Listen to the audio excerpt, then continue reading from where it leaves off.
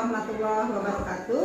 Berjumpa kembali bersama saya Siti Rahayu, calon guru penggerak angkatan 9 dari SMP Negeri 6 Rangkas Bitung, Kabupaten Lebak, Provinsi Banten. Kali ini saya tidak sendiri, tapi saya ditemani oleh rekan saya, Bapak Nur Fauzi. Kebetulan beliau ini adalah guru bahasa Indonesia kelas 9 di SMP Negeri 6 Rangkas Bitung. Assalamualaikum Pak Fauzi. Waalaikumsalam warahmatullahi wabarakatuh. Bagaimana kabarnya Pak Fauzi hari ini? Alhamdulillah baik-baik saja. Sehat ya Pak ya? Alhamdulillah sehat. Hari ini kita akan adakan kegiatan percakapan praobservasi, sebab nanti saya akan mengamati proses pembelajaran yang akan Bapak lakukan di kelas atau sebelum saya melakukan kegiatan supervisi di kelas. Adapun tujuan dari supervisi itu sendiri adalah untuk mengetahui dan mengevaluasi proses pembelajaran yang akan Bapak lakukan di kelas. Nah, dan kenapa hari ini saya melakukan percakapan praobservasi? Karena untuk persiapan awal sebelum nanti Bapak melakukan proses pembelajaran agar lebih baik lagi dan lebih percaya diri lagi, sehingga memberikan pembelajaran yang baik bagi siswa. Bukan begitu Pak Oji? Betul. Di sini saya akan mengajukan beberapa pertanyaan Pak Oji. Yang pertama berkaitan dengan tujuan. Nah, kira-kira apa nih tujuan pembelajaran yang ingin Bapak sampaikan? Nah, berdasarkan rencana pembelajaran yang saya buat, di mana siswa menginginkan murid dapat mengidentifikasi unsur intrinsik pada cerpen, kemudian menganalisis unsur intrinsik cerpen, menjelaskan unsur intrinsik cerpen, dan dapat menyimpulkan unsur intrinsik cerpen yang sudah Anak kerjakan. Jadi ada 4 tujuan ya yang ingin Bapak capai. Nah, baiklah. Bagaimana nih Pak dengan area pengembangan yang ingin Bapak capai? Nah, untuk area pengembangan sendiri, yang pertama saya akan menggunakan aspek pengetahuan dan keterampilan. Pada area pengembangan pengetahuan, siswa mampu mengidentifikasi unsur intrinsik cerpen pada cerpen yang telah dibaca atau didengarnya. Kemudian di area keterampilan, siswa mampu mempresentasikan hasil diskusi kelompok dalam mengidentifikasi unsur intrinsik cerpen. Jadi ada area pengembangannya itu ada 2 aspek ya Pak Betul. pengetahuan dan keterampilan. Ya. Nah, saya juga ingin Pak mendengar tentang rancangan pembelajaran yang akan Bapak terapkan di kelas nih. Misalkan dari strateginya, modelnya, atau metode apa yang akan Bapak terapkan di kelas. Nah, untuk strategi, saya menggunakan strategi pengembangan diferensiasi yang diintegrasikan dengan pembelajaran sosial emosional. Kemudian saya juga menggunakan model discovery learning, metode diskusi, tanya jawab, serta penugasan pada anak. Nah, baiklah, jadi Bapak rencana yang akan Bapak buat itu di kelas menggunakan strategi pembelajaran berdiferensiasi yang diintegrasikan dengan pembelajaran sosial emosional. Kemudian modelnya itu adalah discovery learning, dan juga metodenya itu diskusi, tanya jawab, dan penugasan. Pak ya? Betul. Nah, kalau begitu bagaimana nih Pak dengan media pembelajaran yang akan Bapak gunakan di kelas? Nah, media yang saya gunakan yang pertama yaitu teks cerpen, kemudian LKPD, PowerPoint, laptop, dan speaker. Itu media yang saya gunakan di dalam kelas. Kira-kira Bapak kapan nih akan melaksanakan kegiatan pembelajaran tersebut? Misalkan hari apa, kelas berapa, dan jam berapa? Nah, kebetulan saya jadwal hari Selasa, jam ke-6 dan ke-7 di kelas 9E. Oke, baiklah Pak. Nanti hari Selasa di kelas 9E di jam ke-6 dan ke-7 saya akan datang ke kelas Bapak untuk melakukan supervisi kelas Pak. Saya juga akan melihat dan mencatat hal-hal apa saja Pak yang terjadi di kelas. Nah, setelah Bapak melakukan kegiatan observasi atau pembelajaran di kelas, nah kita akan melaksanakan percakapan pasca observasi yang nanti akan didampingi oleh praktik pengajar. Nah, sebelum kita akhiri nih Pak, kira-kira apa nih yang Bapak dapatkan dari percakapan hari ini? Ya, saya mendapatkan gambaran seperti media apa yang digunakan dalam pembelajaran, model atau strategi apa yang akan saya kembangkan, hingga saya akan mempersiapkannya dari sekarang untuk memudahkan ketika kita pelaksanaan di dalam kelas itu sendiri. Oke, baiklah Bapak. Terima kasih nih Bapak atas waktunya dan telah bersedia nih berbincang-bincang dengan saya Sampai bertemu lagi Pak pada kegiatan observasi di hari Selasa depan ya Pak ya. Nah, demikian kegiatan pra-observasi kali ini. Sampai bertemu pada kegiatan observasi dan pasca observasi. Wassalamualaikum warahmatullahi wabarakatuh. Terima kasih Pak Oji. Ya, sama-sama.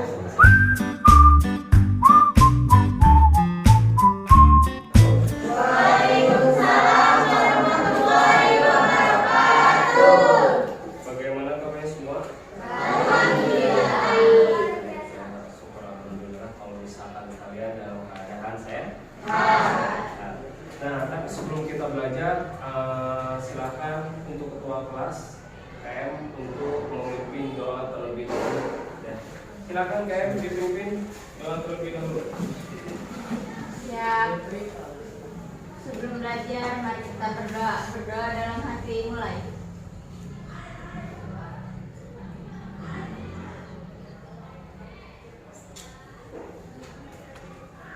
Berdoa selesai. Memberi salam. Assalamualaikum warahmatullahi wabarakatuh.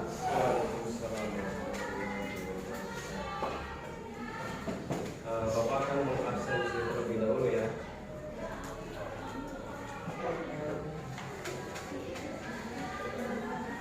Yang namanya Bapak panggil, silakan angkat tangan dan bilang hadir. Abdul Majid, tidak ada. Kela, Lingga, Muhammad Badan, Muhammad Badan, kemana? Alfa, Alfa.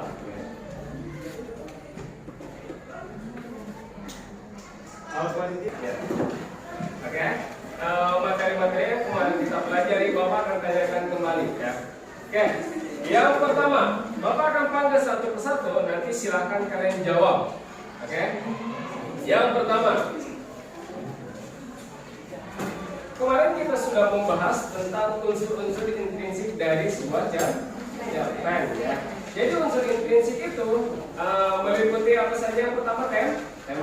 Yang kedua, apa yang kedua? Nah, ingat ya, masih ingat ya? Siap. Nanti Bapak akan tanyakan satu persatu. Kalau misalkan kalian masih ingat, kalau kalian belajar pasti masih ingat. Yang pertama,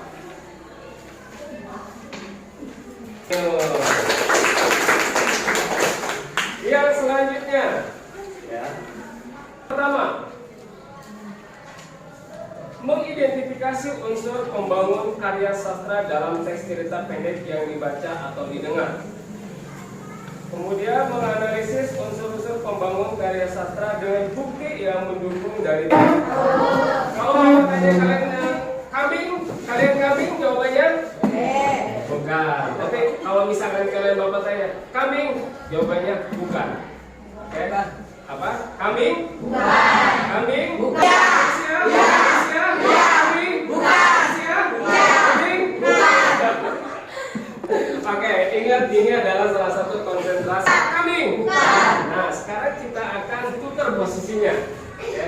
Ketika Bapak bilang manusia, ya, kalian jawabnya ya, tapi harus menggelengkan kepala. Ya. Bukan. Kambing. Bukan. Kambing. Bukan. Oke. Kalau Bapak bilang manusia, artinya kalian harus ya, dan menggelengkan kepala. Ya. Manusia. Kambing. Kambing. Bukan. Manusia. Kambing. Nah, ini adalah perkelompok. Sekarang Bapak akan tunjuk satu persatu. Oke. Siap. Konsentrasi dimulai. Konsentrasi dimulai. Kambing. Ya.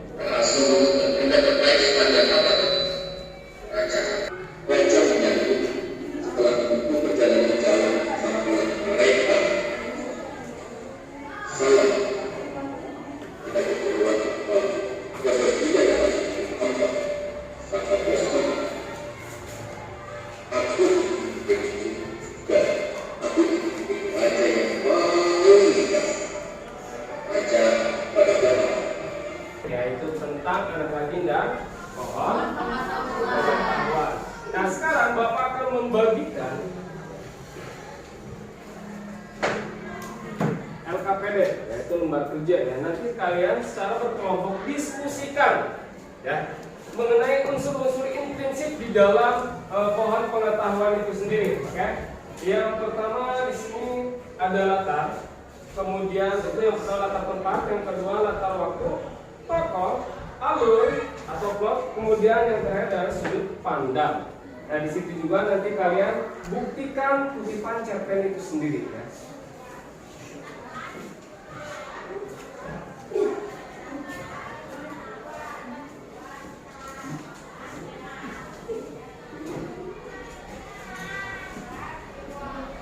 Ini silakan kalian lihat dulu LKPD-nya atau lembar kerja. Yang pertama silakan namanya. Ya. Nanti disebut dengan nama kelompok ya. Ini kelompok 1, kelompok 2, 3, dan 4. Oke. Kemudian di situ yang pertama latar tempat. Sebutkan atau tuliskan tempat di mana saja di dalam cerita pohon pengetahuan. Oke. Yang kedua latar waktu. Kira-kira kapan sih? Ada waktu kapan saja di dalam pohon pengetahuan itu?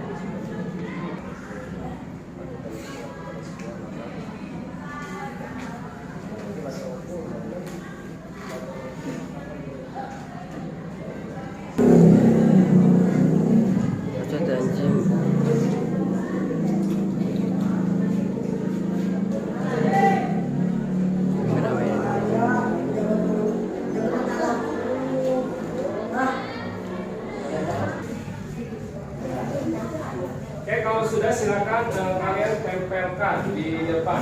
Oke, sini nih. Ya.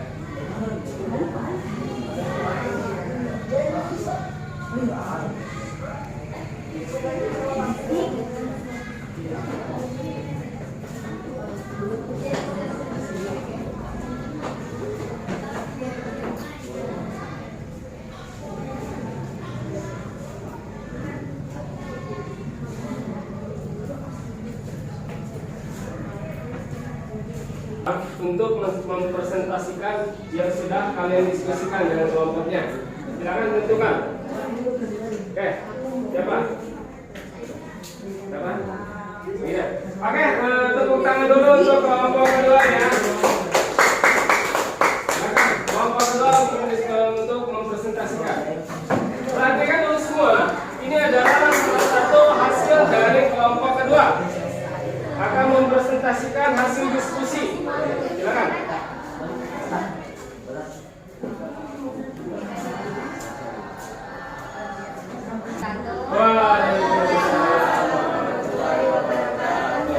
Saya Gina Suwakso dari kelompok 2.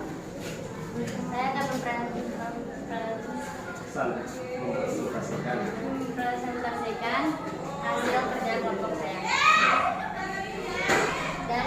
Dari teks cerita cerpen tersebut, latar tempat ada hutan dan desa-desa. Bukti kutipan cerpen, suatu hari ia tersesat di hutan. Mogu pun mengembara ke desa-desa. Latar waktu malam, bukti kutipan cerpen, hari sudah gelap. Akhirnya Mogu memutuskan untuk bermalam di hutan. Tokoh Mogu, Monda, pohon pengetahuan dan raja. Bukti kutipan cerpen, Mogu ragu, raja menyanggupi, pejabat Monda sangat kesal. Mogu belajar pada pohon pengetahuan. Alur atau plot, maju. Bukti kutipan cerpen, hari-hari berlalu begitu cepat. Mogu tumbuh menjadi pemuda yang tampan. Sudut pandang campuran. Bukti kutipan cerpen, aku sangat tertarik pada ilmu pengetahuan. Ia mencari siasat supaya Mogu tak tampak bodoh di hadapan raja. Oke, tepuk tangan untuk Assalamualaikum warahmatullahi wabarakatuh. Waalaikumsalam. Assalamualaikum warahmatullahi wabarakatuh. Saya Firdausi Imani, perwakilan dari kelompok 4. Saya di sini akan mempresentasikan hasil kerja kelompok dari kelompok saya. Teks cerpen yang berjudul Anak Rajin dan Pohon Pengetahuan. Latar tempat ada hutan, desa, dan ibu kota. Bukti kutipan cerpennya, suatu hari dia tersesat di hutan. Latar waktu malam hari. Bukti kutipan cerpen, akhirnya Mogu memutuskan untuk bersandar malam di hutan. Tokoh Mogu, Monda, Pohon Pengetahuan, Raja, Pejabat, dan Tule. Bukti kutipan cerpen, pada suatu waktu hiduplah seorang anak rajin yang rajin belajar, Mogu namanya. Alur atau plot, alur maju. Bukti kutipan cerpen, hari-hari berlalu dengan cepat. Mogu tumbuh menjadi pemuda yang tampan, pengetahuannya amat luas. Sudut pandang campuran. Bukti kutipan cerpennya, seketika Mogu menengok, alangkah terkejutnya ia, pohon yang disandarnya ternyata memiliki wajah dan di batangnya. Aku Mogu, mencari kayu bakar, kayu tersesat, aku terpaksa bermalam di sini, jawab Mogu takut-takut. Sekian dari saya, terima kasih. Wassalamualaikum warahmatullahi wabarakatuh. Waalaikumsalam warahmatullahi wabarakatuh. Tepuk tangan untuk kelompok. Waalaikumsalam warahmatullahi wabarakatuh. Sendirinya saya di sini ingin mempresentasikan hasil diskusi dari kelompok 1.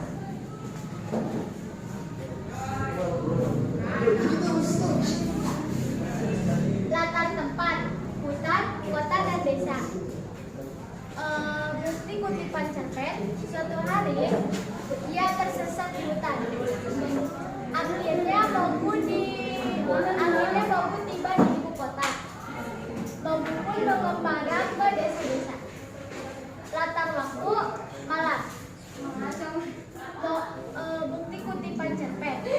Mogu memutuskan untuk bermalam di hutan. Tokoh Mogu, Tule, Monda, dan Raja. Bukti kutipan cerpen, jangan takut, aku bukan makhluk jahat, aku Tule. Aku Mogu pencari kayu bakar di hutan. Penjabat Monda tidak senang. Raja amat kagum akan kepintarannya. Alur atau plot, maju. Bukti kutipan cerpen, bertahun-tahun kemudian Raja mengangkat Mogu menjadi raja berikutnya. Sudut pandang campuran. Bukti kutipan cerpen, aku adalah pohon pengetahuan. Dia memakai pengetahuannya untuk membantu orang. Mogu sangat girang. Sekian dari saya. Wassalamualaikum warahmatullahi wabarakatuh. Waalaikumsalam warahmatullahi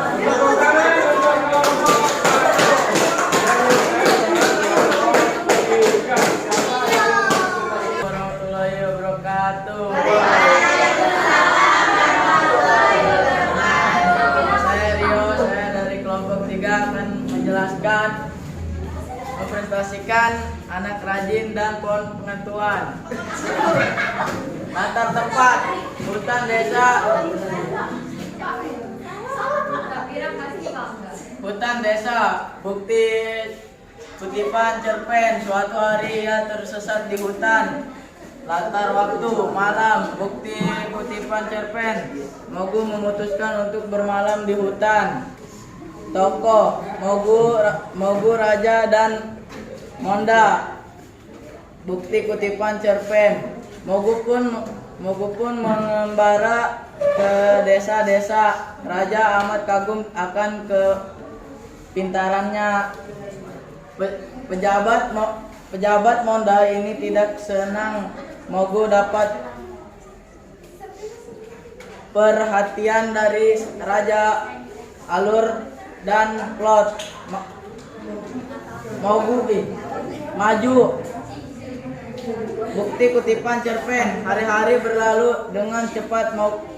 Mogu tumbuh menjadi pemuda yang tampan.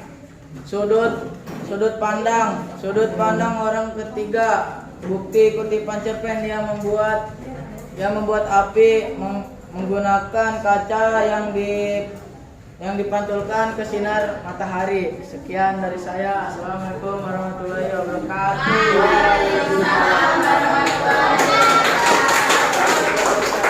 Untuk kelompok 3 apa? Cerpen merupakan salah satu karya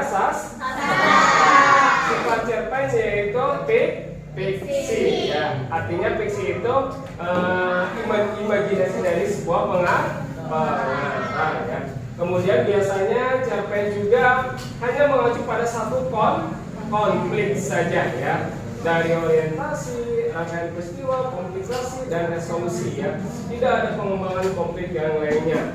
Nah itu adalah salah satu kesimpulan yang kita ambil hari ini. Nah kemudian untuk pertemuan yang akan datang kita akan membahas tentang struktur atau tentang struktur dari cerpen itu sendiri ya. Kita akan membahasnya di pertemuan yang akan datang ya. Nah mungkin untuk hari ini sampai di sini saja ya. Sudah semuanya? Oke, Bapak akhiri untuk pertemuan ini dengan mengucapkan Alhamdulillah. Ya, Assalamualaikum warahmatullahi wabarakatuh. Waalaikumsalam warahmatullahi wabarakatuh.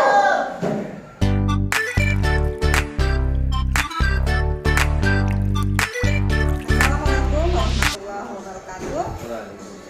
Berjumpa kembali bersama saya dalam kegiatan percakapan pasca observasi bersama saya Siti Rahayu, calon guru penggerak angkatan 9 dari SMP Negeri 6 Rangkas Bitung, Kabupaten Lebak, Provinsi Banten. Saat ini saya ditemani oleh Bapak Nur Fauzi. Beliau adalah guru yang telah diobservasi dalam kegiatan supervisi akademik. Nah, dan hari ini saya akan sedikit bertanya mengenai kegiatan ini Bapak ya. Assalamualaikum Bapak. Waalaikumsalam. Bagaimana kabarnya Pak? Alhamdulillah sehat.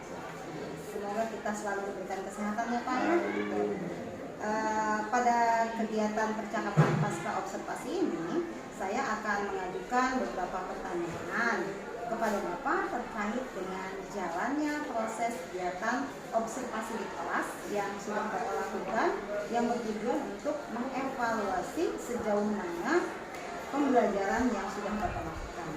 Nah, untuk pertanyaan pertama nih Pak, bagaimana perasaan Bapak terkait dengan jalannya kegiatan observasi di kelas yang sudah berlangsung? Ya, perasaan saya pribadi karena ini belum terbiasa, mungkin saya sedikit merasa tegang. Awalnya saya merasa tegang, tapi dengan seiring berjalannya waktu, alhamdulillah dapat berjalan dengan baik dalam kegiatan pembelajaran ini. Oke. Bisa diceritakan kembali Pak area pengembangan yang Bapak lakukan di dalam kelas? Kemudian langkah-langkah atau tahapan-tahapan apa saja yang sudah Bapak lakukan di dalam kelas? Ada beberapa tahapan yang saya lakukan. Tahapan yang pertama saya lakukan adalah membuat RPP. Sedangkan untuk area pengembangannya, saya mengembangkan area pengetahuan dan area keterampilan. Untuk area pengetahuan, siswa mengidentifikasi unsur intrinsik pada cerpen. Sedangkan untuk area keterampilan, anak-anak mempresentasikan hasil identifikasi di depan kelas. Oke, baik. Jadi area pengembangannya itu adalah pengetahuan dan keterampilan, Pak ya. Nah, menurut Bapak nih Pak, sejauh mana area pengembangan yang sudah Bapak sampaikan tadi? Apakah sudah berhasil dilakukan atau tidak? Menurut saya pribadi, alhamdulillah sudah berjalan dengan baik. Namun, memang masih ada kekurangan di dalam proses pembelajaran tersebut. Oke, nah, jadi sudah dilakukan dengan baik ya Pak ya, tetapi masih terdapat kekurangan.